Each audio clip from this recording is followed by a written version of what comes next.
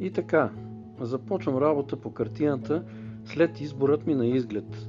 Отново ще използвам хармонична комбинация от оранж срещу синьо и жълто-зелено срещу червено-виолетово. Преди това ми се иска да направя едно лирично отклонение.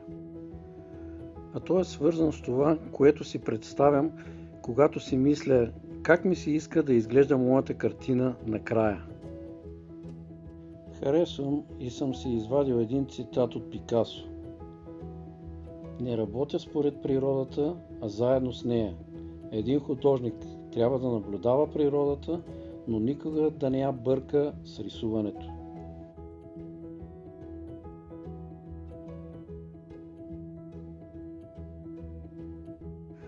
Във връзка с това са и картините на Клод Мане, Ками Писаро и на други още, които са в мислите ми и ме вдъхновяват с живописността си и трептенето, светлината в тях, начина по който е изобразена.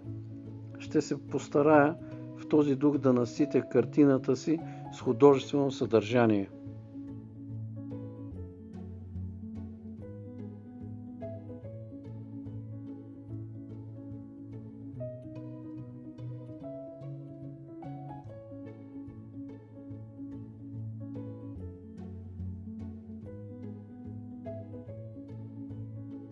Отново работя с акрилно платно върху каширан картон 30 на 40 см.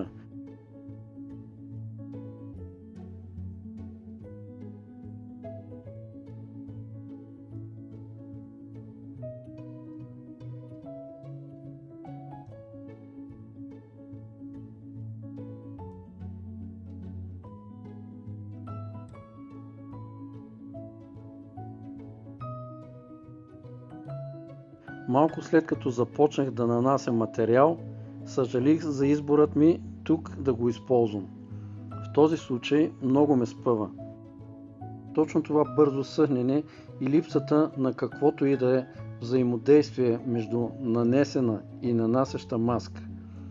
От това работата никак не печели.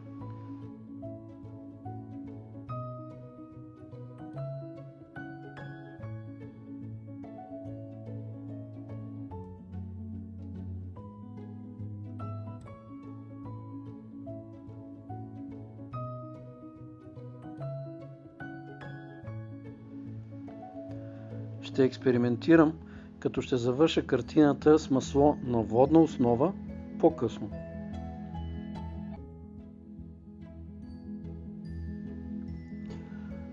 Тук нанасям все още цветни петна, за да покрия цялото платно.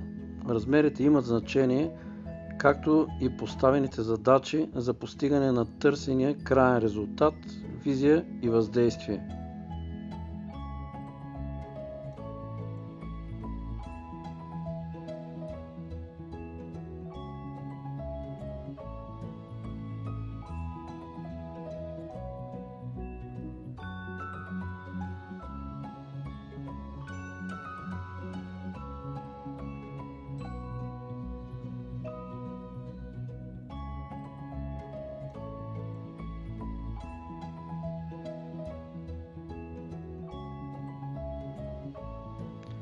Предстои бързо да разгранича и дефинирам тонално хоризонталната плоскост с хвърлените сенки на редицата тополи, които са извън кадър, близката висока топола отляво.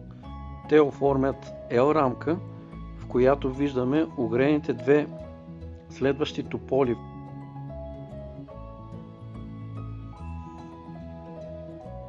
Докато рисувам, се сещам за Фил Старк, американски художник. Препоръчвам неговия канал, където аз намирам много полезна както за решаване на въпроси в композиция, така и за живописта в работите ми информация.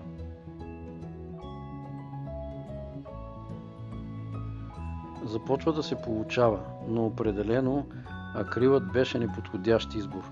С масло работата би изглеждала по-добре. Това е към което ще се стремя. Прости форми, но с живописен подход, тонално верни.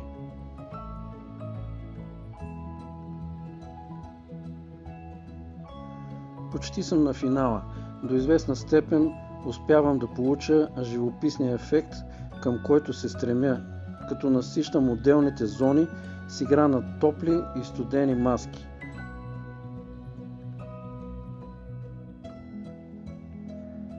Следва финалното преобразяване, което ще направя все пак с акрил, а не с масло. Оказа се, че то пък съхне много бавно, прекалено бавно, въпреки приятното усещане да се живописва с него.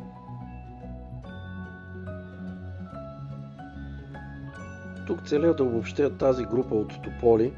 Важно ми е там в тях светлината да ни създаде приятно усещане от обагрени зелено-оранжево, оранжево-жълто листа и тук-там осветени стъбла и клонки.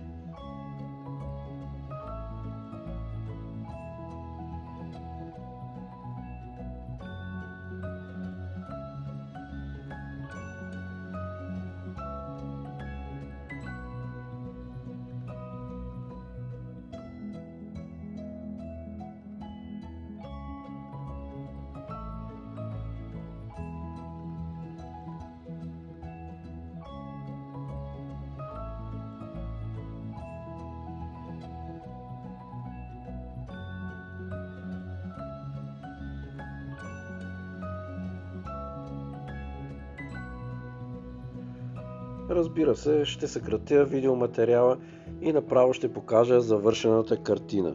В нея ще добавя две фигури, седнали и наслаждаващи се на слънчевия есенен ден край брега на езерото.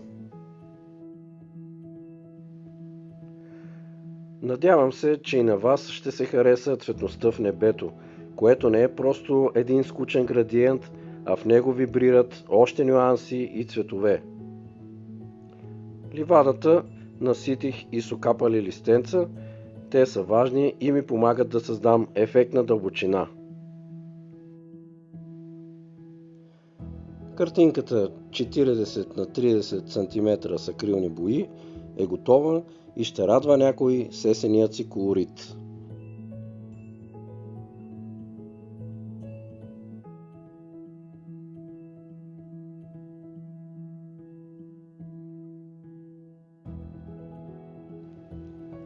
Благодаря ви за интересът и отделеното време. До нови срещи!